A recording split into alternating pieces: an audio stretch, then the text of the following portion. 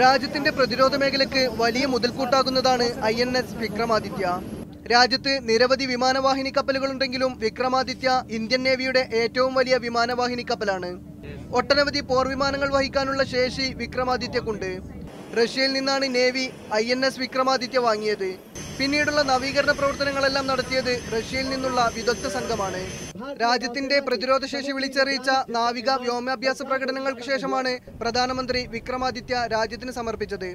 ആരുടെയും മുന്നിൽ ഇന്ത്യ തലകുനിക്കില്ലെന്നും എന്നാൽ ആരെയും ഭീഷണിപ്പെടുത്തുകയല്ല രാജ്യത്തിന്റെ ലക്ഷ്യമെന്നും പ്രധാനമന്ത്രി പറഞ്ഞു. കപ്പലിൽ സന്ദർശനത്തിനെത്തിയ പ്രധാനമന്ത്രിയെ നേവി ചീഫ് അഡ്മിറൽ RK ധവാനാണ് അനുഗമിച്ചത്. തുടർന്ന് നേവിയുടെ ഗാർഡ് ഓഫ് ഓണർ. കപ്പലിലെത്തിയ മോദി നേവിയുടെ പ്രവർത്തനങ്ങൾ വിലയിരുത്തുകയും MiG-29 വിമാനത്തിൽ കയറി വിവരങ്ങൾ ആരായുകയും ചെയ്തു. പ്രധാനമന്ത്രിയായതിനു ശേഷം മോദി ആദ്യമായി പങ്കെടുത്ത നാവികസേനയുടെ പരിപാടിയാണിത്. News desk, media 1.